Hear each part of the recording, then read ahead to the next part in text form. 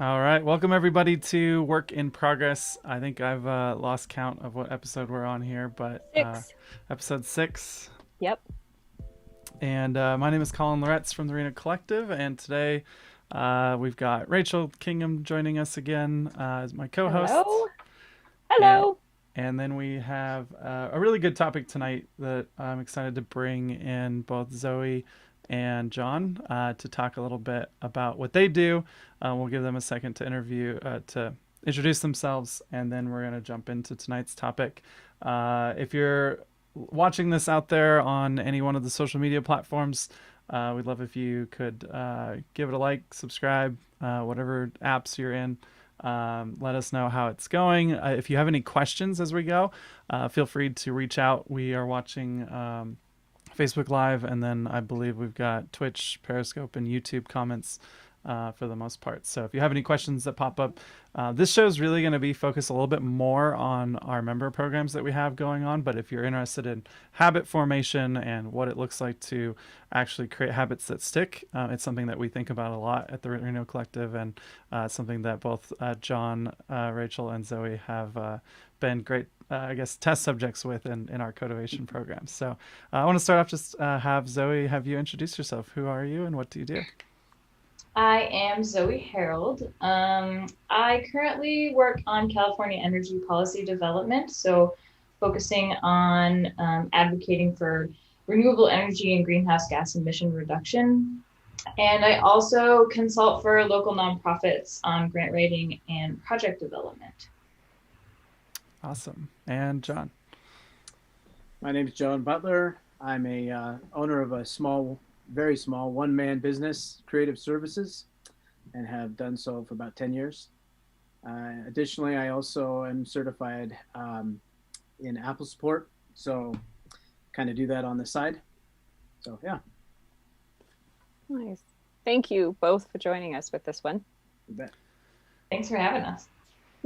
Yeah, so Cotivation is the mix of two words. It's a program that we borrowed from the co-working community as a whole. Other co-working spaces, I believe it was actually Susan Dortch and Tony from Newark Cities that created Cotivation, and we've really changed what it was when we started it to what we have now. So we don't really follow the same structure that Cotivation kind of had when we started, and part of that was that we've just run so many of them over the years now that we've really had to kind of think about, like, what is it that causes people to want to develop a new habit and what makes it stick. Well, sorry. Mhm. Well, along that line, every co-working space has its own unique community. And I think just through the years of doing this with our community, we've been able to edit and tailor it to our own community's needs and then build it from there. Definitely. Yeah. And I think in the early days, we saw a lot of people trying to do really big projects, and the program has a short lifespan. So a lot of people were not completing those projects. And what we've discovered is, especially through the book Atomic Habits by James Clear and some of just the experiments that we've done, that having a goal, just like a New Year's resolution, tends to not be a good focus for Cotivation. Instead, it makes more sense to think about which habit we could form that then makes it so that we head towards that goal, right? So if your goal is to write a book, the goal for Cotivation should not be to write a book. It should be to figure out, how do you write more? How do you become a writer or someone who writes?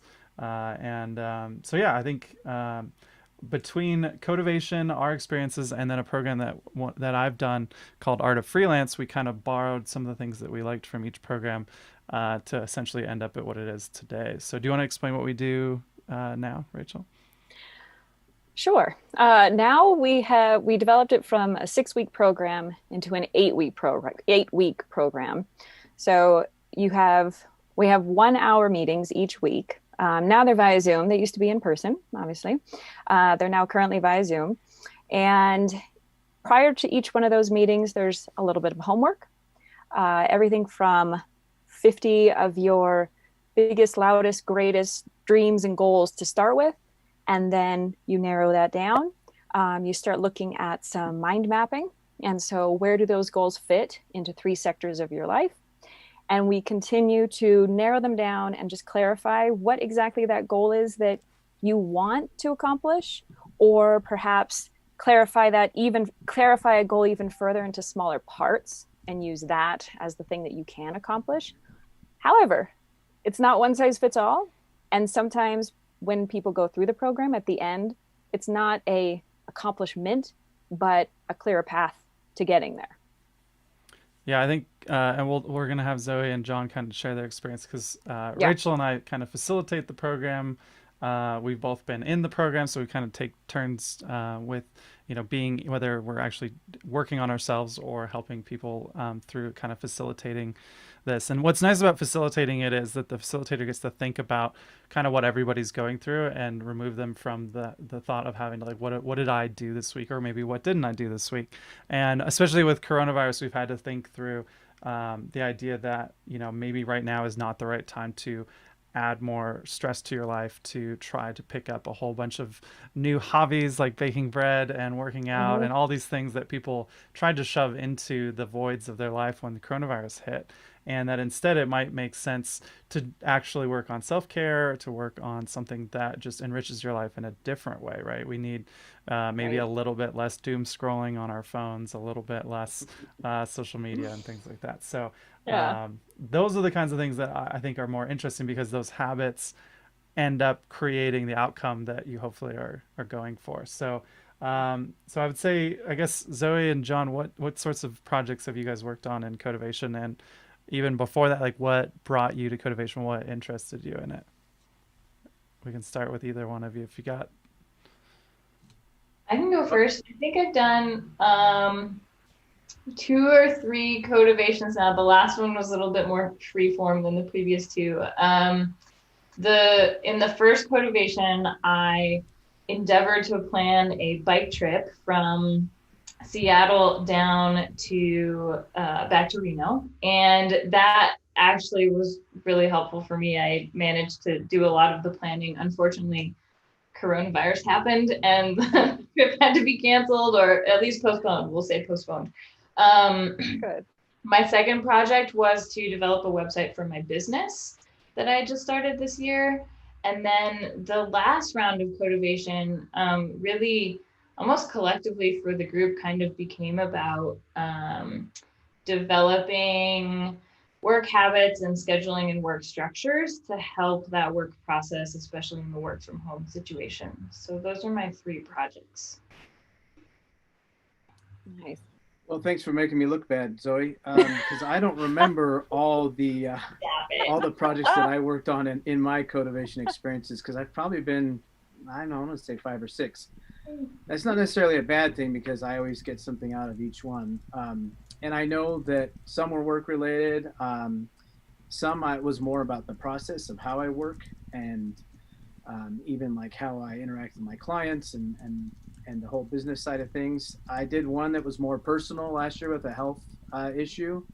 And then this last time, right when the whole coronavirus pandemic really started to take hold, we had a Cotivation, and I focused on a hobby. In this case, it was, I've been a musician for much of my life, but I was never very technically proficient in some things, so I decided to tackle that. And so that was a nice change, yet the Cotivation framework really helped, facilitate a way to learn new things and to find some accountability in learning those things. Right. So I think one of my questions is always, how did being in a group setting differ from trying to do that on your own? Now this is with the assumption that you had thought about this goal before joining Cotivation, but maybe you didn't. Maybe you created or discovered the goal while you were doing it. So how did that interacting with other people during this affect it? Zoe. I'll pick a person. So yeah, oh man, so many things, and what a great question. So I have sought small business mentors as well as grant professional mentors recently, and that's a one-on-one interaction. And there's something very different and relaxed about the Cotivation method, which is it isn't per se a mentorship, but in some way everyone kind of becomes that like support person, and you're almost crowdsourcing these ideas when you run into obstacles. And so what's really fun about that is like maybe one person has in the group has particular insight on, you know, some roadblock that you hit, and then the next week you're like, oh, I'm here and I don't know what I should do with this, and someone else can chip in. And so there's this really kind of great, I think, community that gets built by having that group there, that is not achieved either by doing it yourself or even just having a one-on-one mentor relationship. What, and to interject before you answer, John, Cotivation is also very small groups for people who are, for listeners. It's a small group and it's also private. So once you get into your cohort, your group, you agree that you're not sharing the information publicly. And so people do tend to, you open up more, I think. That was my experience. Yeah, absolutely. It's always been, all the groups that I have been a part of with Cotivation have been really supportive. And so it's almost like fun to come and share, or if you're a little anxious about sharing some roadblock that you've hit or something that you're trying to work through, that group mentality and that small group mentality and that understanding that it stays in the room is really helpful to kind of, you know, allow you to go ahead and share that and kind of move through it. Yeah. So John, I'd for agree, you, especially on the accountability standpoint, but it's not like you don't ever feel pressure like it's a job or part of a school assignment, like, because you know every week we have to come in with things we worked on the previous week, but it's never like that ultra anxiety like, oh my gosh, it's 10 o'clock and I haven't even done this for tomorrow's Cotivation meeting at 11 a.m. But it instead it's folks that are all still, you know, they're going through their own lives and their own, you know, business experiences or whatever they've brought to Cotivation, and the ability to come in and share kind of struggles that you've had or some, you know, personal successes. I think we do that every week. Like, what was I can't remember the term that's used, but like a personal gain or a personal success on the week, and sharing those between everybody is really insightful, as just to see the struggles that everyone has with, you know, their own business or a hobby or whatever else they're trying to work on. And that accountability is really fantastic on a personal level, instead of having it feel pressured like you have to have things done. So. Yeah, I think one of the nice things is that even if you didn't get the goal, whatever it was you're trying to do that week, if you didn't do it, it's good to reflect on why. And we have a lot of conversations about, like, you know, I picked this project or I picked this habit, and you know, it's something I've been wanting to do for years, but you know, your priority is never that thing. And maybe it's something that someone else wanted you to do. Maybe it's for a client, maybe it's for whatever. And it's not something that you actually want to do ever. And I think that's really important to figure out as quickly as possible, right? Because the idea is that in 8 weeks, you're not going to necessarily have this habit completely set in stone. There's going to be a lot of figuring out what the habit is. We work through the homework at the beginning. There's definitely a little bit more homework near the beginning, and I put homework in quotes just like you would, John, just because it is a fun exercise to figure out what your goals are, and we make you think about the future a little bit. We make you come back to, like, what can you do today to make it so you can head towards that future. And I think that's when you start to think, like, oh, that thing that I thought I was going to do when I came in here, I didn't even write it down, or it doesn't connect to any of the other goals in my life. And so if you really do want to do that, you need to figure out how to make inroads towards that thing. If it's a new hobby, a new skill for a job or whatever it might be. And if you're out there listening and you haven't read Atomic Habits or listened to an interview with the author, it's something that you can listen to an interview with him and get the gist of it pretty quickly. But it's also one of those books that I think you need to come to it when you need it. If you read it and you're just really busy and stressed out, it's not going to be super helpful.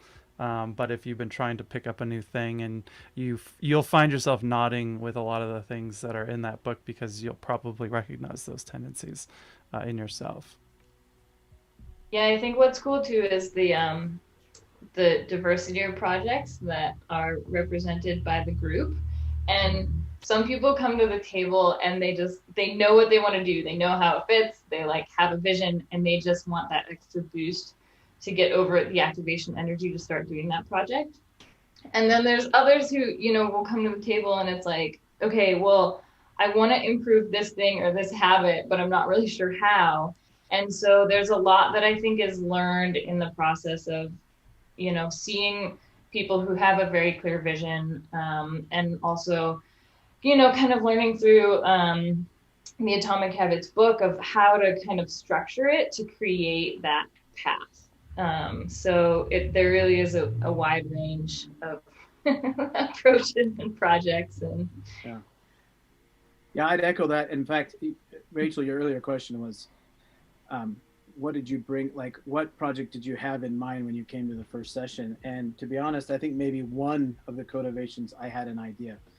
The others, I've kind of just let it form organically by some of the early exercises that we do to kind of map out, like you said, mind mapping, and to just figure out like goals and personal things we want to accomplish. That's where a lot of my projects have come from, is that process. Yeah, there is an interesting element of like a group therapy session that also kind of comes from Cotivation, like Definitely. getting into the how and the why and, well, I thought this, but now I'm thinking this. That also works with, I think sometimes it's called like rose and thorn, like what's your rose for the week, what's your thorn for the week.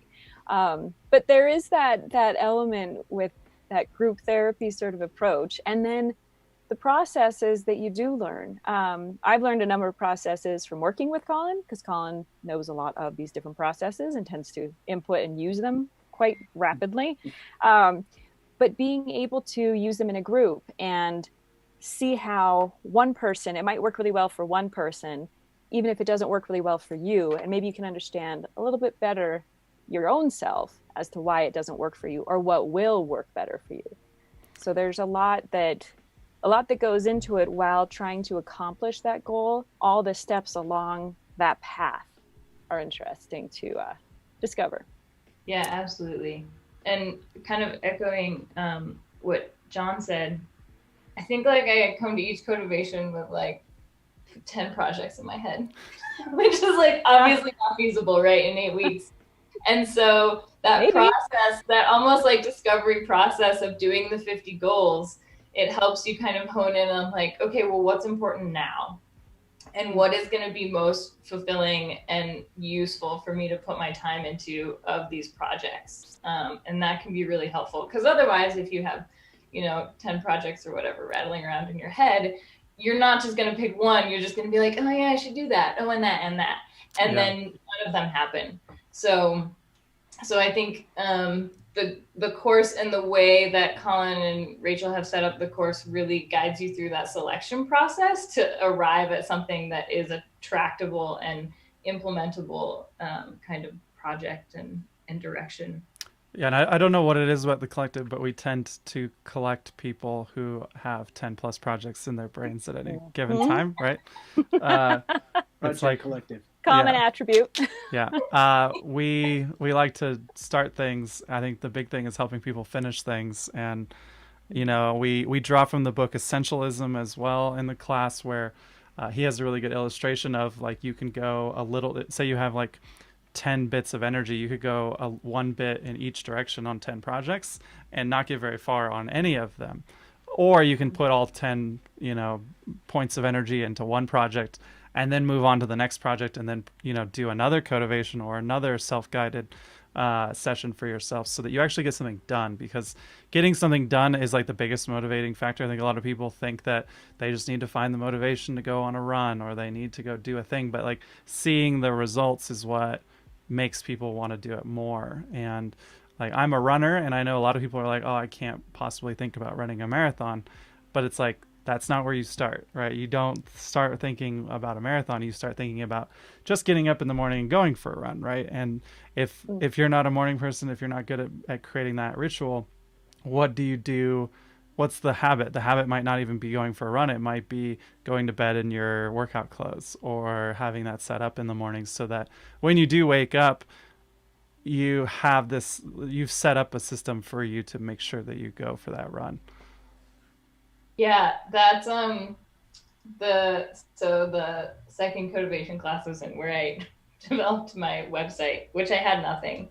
And in my head I was like, oh, how do I integrate all these things and all these pages, and oh my god, I used to have so many things. And someone was just like, Zoe, go from 0 to 1, not 0 to 10. And it was like such great advice of like, oh yeah, okay, just get a front page. Like you can always build from there, get something in place. So I think that kind of echoes, Colin, what you're saying of like, don't start with the marathon, start with getting up and going for one run, and then it's Yeah. two. Yeah.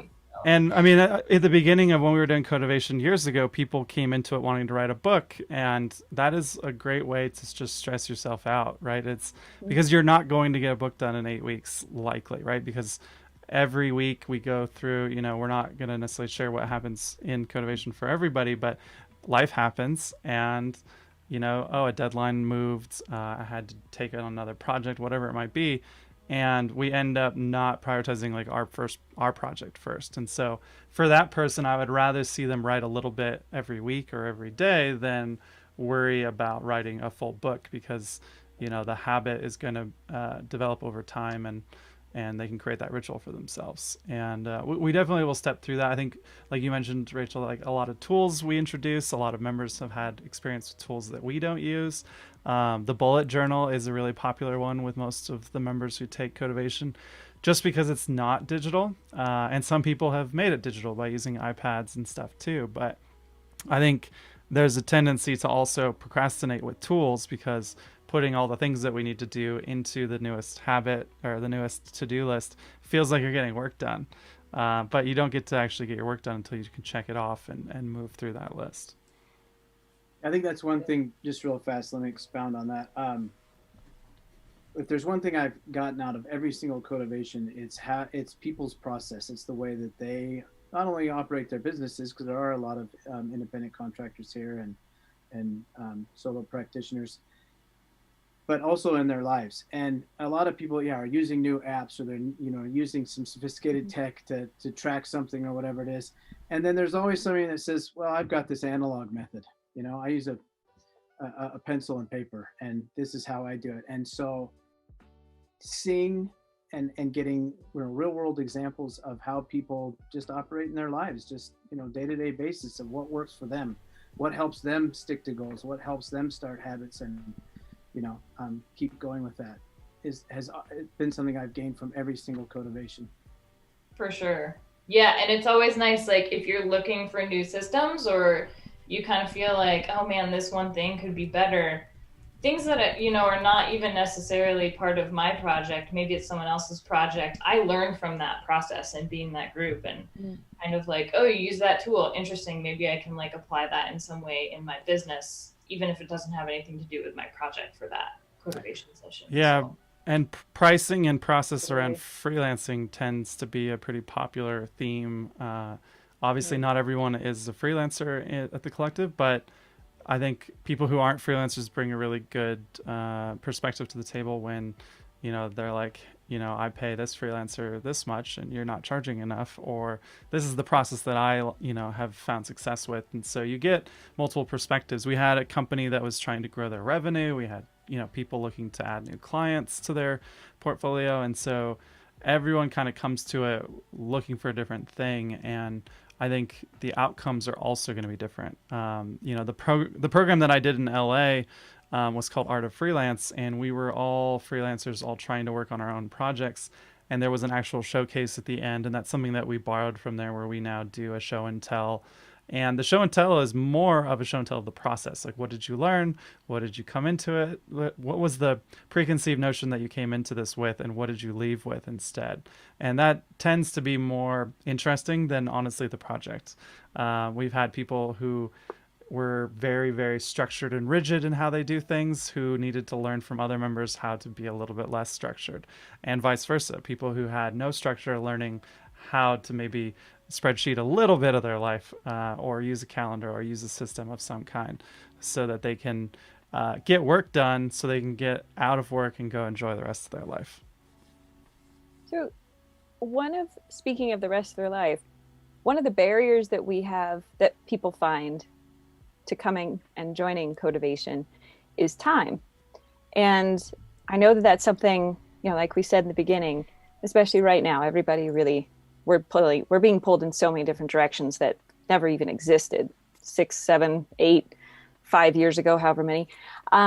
So Zoe and John, what was it that maybe helped you overcome the obstacle of, man, okay, there's pre-work to do. It's an hour a week. Am I ready to commit to this for 8 weeks? And then what would you say to others that is their reasoning is, I don't have enough time to do this? I think if you can't find an hour, and sometimes we run over a little bit for 8 weeks to better yourself, whatever it is, and you have to be honest with yourself. Like if you've got some nagging thing in the back of your head, like I could be better at this, or I'd really like to develop this skill set, or whatever it is, I want to lose 5 pounds in 8 weeks, whatever it is. If you've got that little nagging voice, then you've got an hour to spend at least to come and work on that with some new methodology to do so. And like we've talked about a lot here, accountability from others who are doing similar things. So did that answer your question, or was that too vague? No, that actually was like that's a really good point that I haven't thought of before. How much time you've put into thinking about that goal, or a whole list of goals that you just can't, you've got the 10 bits of energy that you're spending all that time. Instead of saying, all right, stop, we pick one through this process, we focus 1 hour a week, stop thinking about the rest of those 20 odd things. Right. That's kind of part of it. It's like taking that first step. Like if you don't take that first step, you'll never walk to wherever you're going, Or people will say, I'm going to pick up the guitar, and they'll go out and they'll, buy a $5,000 Stratocaster and then let it sit in the closet collecting dust, So you don't have to do that. You can start small, you can start simply. It's just starting. And I think that's another thing that Cotivation really helps with. Yeah, I agree for sure. It's right. It's making that decision of like this project or developing some method for myself is worth an hour a week. But it's also just fun. It's like, it's a great community. It's, I always learn something new. It's relaxed. It's enjoyable. And so if I'm going to have lunch, like I might as well have lunch with friends talking about things that are interesting and important to us. Yeah. And then on top of that, like the homework doesn't take that long. And it's also interesting. Says you. Always tears. Always tears. Coffee in the morning or whatever. Like you can, sit and it's not like homework where you have like a math test to do or something, right? Like it's more like, okay, cool. Let's think about 50 things that are important to me in the next 1 year, 5 years, and 10 years, which to me is like, oh, okay, well, that's fun. Like this is interesting. This is important. So, and then of course the project takes some work on top of that. But again, it's like you're choosing something that is important to you and that you've been thinking about and wanting to do for a long time. So it's not so much of a leap to spend like an hour or 2 hours a week chipping away and kind of developing a plan to achieve that project.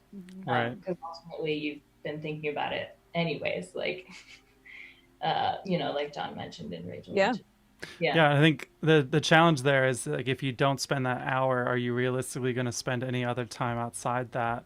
Or even if it's more of a check-in that we do in our meetings, right, and talk about what challenges we had, but it makes you think about it. And so maybe this week you were really busy. Next week you might actually carve out some time specifically to just get a bunch of that work done. And I mean, as the collective, I just want to kind of talk about as a facilitator, Cotivation just made me really happy to see how members like come together in a different way. Like we get to see each other going around the building and coming in every day, but we don't really get to know like what struggles people are going through or what successes they're having. And so, of all the things that we've ever done, I think Cotivation feels like the most successful at bringing members together. And at the end of the day, that is what we want to be about. So if this is starting to sound like an ad, it's because it kind of is a little bit. But we are going to be This could be doing yours for $49.95. yeah, we're going to be doing the next Cotivation starting October 2nd. So if you have something that you've been wanting to work on, I will echo what both Zoe and John mentioned is that we do hear that a lot. I'm too busy to do this. And it's usually those people who are too busy to do it that need it the most, because it Yes. does make you kind of just slow down a little bit, think about what's really important to you. And I think doing the brainstorming things now, during coronavirus, not post, uh, Yeah. I'd be very curious to see what has changed for people in terms of what is important and what their focus is going to be going into the next one. Yeah. That yeah, that really will be actually. And it to just reiterate, at the end, sometimes there's a product, sometimes there's a finished thing, and sometimes it's just a clear direction on that path. And so I've done a Cotivation a couple times. I have completed my project 0 times, but I have thought a lot about them and eventually got to working on them. But I didn't walk out with, a nice shiny bow and all finished. So, Yeah, I think forward momentum is the important takeaway from that. yeah. Awesome. Well, I think we are just about time. So I think, do you guys have any closing words for Cotivation? Doesn't need to be singing praise. Is there something that I guess what would be the biggest outcome for each of you? And we'll wrap it there. Will we see you in the next one? Yeah, I was now I there's the was pressure. thinking about I have been really busy. My workload has gotten Uh-oh. Uh-oh. large. However, this is in terms of what we were just talking about. I just guilted you into it. No, Yeah, totally. I was just sitting here thinking, like, man, Untwisted. wouldn't it be great to just like have that hour of Cotivation and pick Right. something and like get it done, because there's still things on the plate that get pushed to the back burner because of client work, and they're important. So, so yeah, I think I will be there in the next one. And that's that plug for just it's worth the hour. This totally worked. We're not even live, Zoe. This is all just Yep. a sham. This is just for you too. We actually we bring 2 people in per day just to. Yeah, it's Oh, it's man. cool. You're fine. How about you, John? Well, now I have the pressure. Yeah, I don't know. I just think you mentioned it right when we started this about the time you spend doom scrolling nowadays. Mm. And so if I've got the time to do that, even if it's 15 minutes, half hour, I've got time to focus on myself. And actually, this time I do have a couple of things that I think a Cotivation round would really help with. So, yes, I will commit to the next round starting on the 2nd of October. Awesome. Nice. Well, you actually is a good segue into what we're going to talk about next week, which is if you haven't heard of it yet, there is a Netflix documentary. We're going to talk about why I'm going to use that in quotes next week, but it's a documentary called Social Dilemma, and it's about social media, technology, the effect that it's having on us as a society, and more importantly, I guess the growing divide between people in general. And so we're going to be talking about that next week with Cami Evans. She actually works in social media, so we were talking about it in the space. She came in, to pick up mail. We started talking about it, and we're like, we gotta talk about this more. So, if you haven't seen it, I definitely recommend going on Netflix and watching it before we do the show. We can take questions, talk about it live, but we'll be doing a lot of discussion around that next week, and then we are going to try to do a socially distanced event where we can actually discuss this in person after, so probably next Friday, which I think is the 2nd of October. So I'll check on that, but so we'll do that. We'll put it in the show notes, but otherwise you can check out the show. Rachel's working on show notes for the past episodes, so we're going to be releasing all the last 6 episodes with show notes as blog posts. So I know a lot of people have not gotten on the live show train, which I totally get. It's an interesting time to jump on right after work. but you'll be able to watch these. And I am going to do one apology, which is I know that the audio and video are not synced. So Oh no. we are going to work on that for next week. Because it was synced when we started, and I think the longer the show goes, the more out of sync it's getting. So apologies for that, but hopefully if you want to just listen to this episode, that will probably make you less seasick. And yeah, anything you want to end with, Rachel? If you have any suggestions, hello@renocollective.com. No, I'm excited about next week, but I'm really grateful, Zoe and John. Thank you so much for doing this. It is, and it's funny, we didn't intend to put you on the spot, but that worked out effectively in our favor. It's hard to find the time to commit to anything else right now. But I think both Zoe and John hit the nail on the head with that idea of, I'm really busy, but what am I busy doing? And if it's thinking about an item, thinking about a goal or a dream, a hope, whatever, you can put it into work by doing Cotivation. So it's just last little plug for it right there. Yeah. And I would say the last thing to stretch it a little bit further is that you can work on work in Cotivation. It doesn't have to be a side project. So if it's getting better at doing your work, that's awesome. We don't want to throw more plates on you to spin. So yeah, awesome. Well, thanks both Zoe, John, Rachel for joining tonight. And it actually looks like John's saying that the audio is synced, which would be awesome, except that What is a Twitch, by the way? What is a Twitch? That? Go check out twitch.tv. You're going to see a whole lot more video games than you're going to see people talking about this. But apparently I'm coming out of only one headphone for most people, and then the rest of you are in wonderful stereo. So lots of little things to work on. Maybe this will be my Cotivation project, is to figure all this out. So thanks for tuning in, John.